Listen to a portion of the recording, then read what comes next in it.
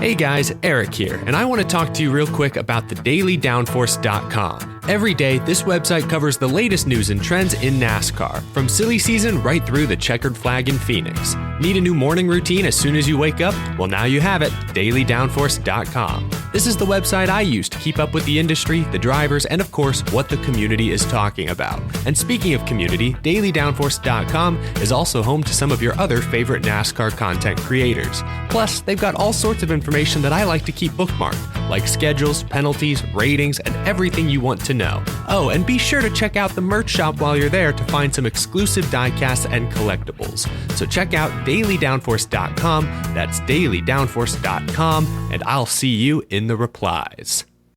Eric Estep here. One of my favorite parts of being a NASCAR fan is collecting diecasts. It's how I got my start on YouTube, actually. To me, a room is not complete until it features shelves of NASCAR diecast cars. It's as good a time as ever to continue your collection or begin an all-new one by pre-ordering your favorite driver's 2022 next-gen diecast at lionelracing.com or at any authorized Lionel retailer. Lionel is the official diecast of NASCAR, and don't miss Lionel Racing's NASCAR Authentics diecasts at a Walmart or Target near you. Not only is Lionel the official diecast of NASCAR, but they're also official supporters of the Out of the Groove podcast network. So what are you waiting for? Head to lionelracing.com to order your favorite driver's 2022 diecast. Hey, Rick Houston here. I love the mountains of western North Carolina. There is nothing like the sound of a shower settling over a mountain valley. That is peaceful. I talked to Brittany Yoakum recently. She is the historical interpreter at the Mountain Gateway Museum and Heritage Center in Old Fort, North Carolina. Along the way, we talked about the area's background, heritage, and connection to moonshine. So just to get started with, tell me about the Heritage Center there and what you're trying to accomplish. So our full name is the Mountain Gateway Museum and Heritage Center, and we're a branch of the North Carolina Museum of History in Raleigh. We're their western branch, and our goal is to help tell the history from colonialization throughout the 20th century of the 38 western counties that we represent. Now, they include, this is generally called the mountain region, and it includes the very traditional 12 mountain counties that the Appalachian Mountains run through, but it also includes a lot of the western Piedmont and the foothill counties. Where we're situated, McDowell County, we're kind of at that perfect middle spot because we are quite literally at the base of where the mountains start. I hop on I-40 and in less than 2 minutes, I'm dealing with that upward elevation. But we also, we're very so much connected to the Western Piedmont. We're quite literally the gateway. And our goal is just to, tell the history of this area, help preserve its artifacts, its historical treasures, and just help people know more about where they're visiting. Now, where is Old Fort specifically? So Old Fort, like I said, we're in McDowell County. We are about 30 minutes east of Asheville, if that kind of helps a little bit. Right. Okay. Yeah. So we're not too far from Asheville. The town itself, Old Fort, is still a growing town, but lots of natural tourism here. Like a lot of the region has embraced in the recent years. So tell me about that Southern Appalachian heritage. And, I think a lot of people have an image. They have I don't know. They just have an image of what it's like in the mountains. But what would you like for people to know about the area in which you live and work? Yeah. The biggest thing I'd like people to know is there is this idea that, up until in some cases, like the 20th century, the mountains were super isolated. Like there was no cities, or there wasn't a lot of diverse people here, and that just simply isn't true.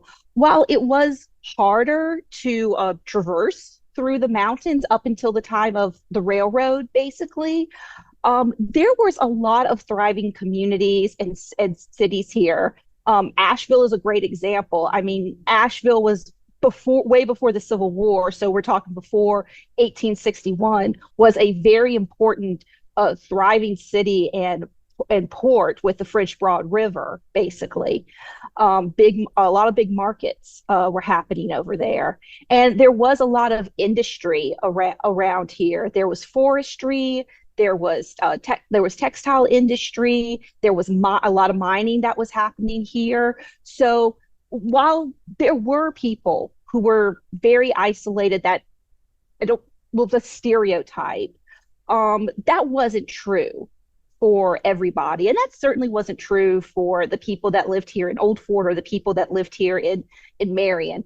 A lot of, which is our neighbor's town, a lot of people have that independent streak in the area, which is very true. But the idea of, total isolation, everything done by yourself, that's not necessarily true. Of course, being so close to the mountains, you can't get away from the legacy and history and lore and legend of moonshining. That's very true. You do have a still there Yes, in the museum, from what I understand. we do. We have on our second floor. We do have a fully replication of a still up there, including a rattlesnake that's guarding it. I'm not going to tell you where that is. You will have to find that for yourself. Nope. I have had I don't warn people about the snake, so I've had many a times I hear people just like, "Oh my gosh," and jump back, and I'm like, "Don't worry, it's not alive anymore." Now that's just mean. I'm helping to, wake people up and everything. Remind them the history can be exciting. Well, I have to ask. I visited a museum up in Ashe County yesterday, and I was informed that their still that they had on display was operational. Is yours Can you make a little run? Ours is not. Ah! We are a state site, so our hands are tied a little bit on that one. But I feel like if we just need a few more ingredients, and I think we have all the equipment up there that it could be operational with just a few extra permissions and ingredients. We do have all the parts up there, and we do have a display kind of telling you not only what all the parts do, but sort of the general process as well of, how the moonshine was actually made, all the steps that you had to go through. And we also have a couple of other things up there. We've got a corn sheller up there, since, that was your primary ingredient for making your moonshine. And we've also got a bottle up there from a distillery that was actually in Marion back in the 1800s. The distillery is not there anymore. And to be perfectly honest, I've tried to do the research. I'm not 100% sure what happened to the distillery. All right.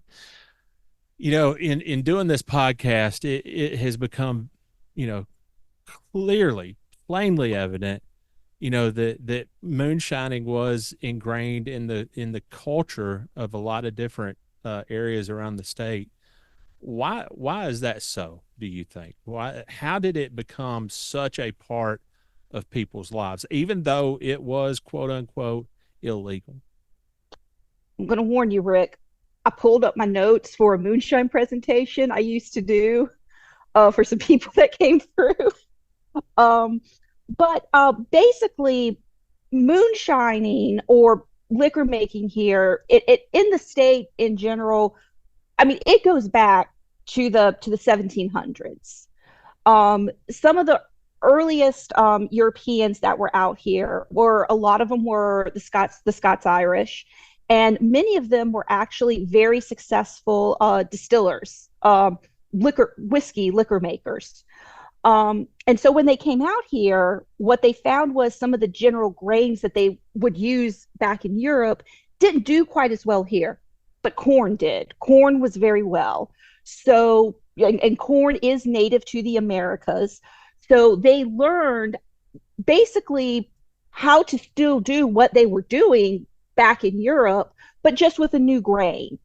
And it was and it was just really kind of a common practice. The other thing was, even after the Revolutionary War, corn was still a very important food for not just the indigenous communities that were here, but for those that came from Europe. It was a very important food.